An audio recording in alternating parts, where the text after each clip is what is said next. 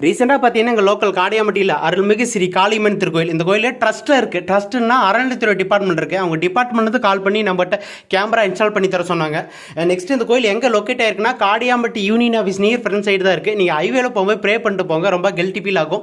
Next government சைட்டுன்றதுனால அவங்களே location சொல்லிட்டாங்க. ஒரு கேமரா கருவறையை பார்க்குற மாதிரி இன்னொன்று வெளியில் நம்ம வந்து ப்ரே பண்ணுற பிள்ளைங்க நம்ம பேஸ் வந்து ரெக்கக்னைஸ் பண்ணுற மாதிரி கேட்டாங்க. அதே மாதிரி இன்ஸ்டால் பண்ணி கொடுத்தோம்.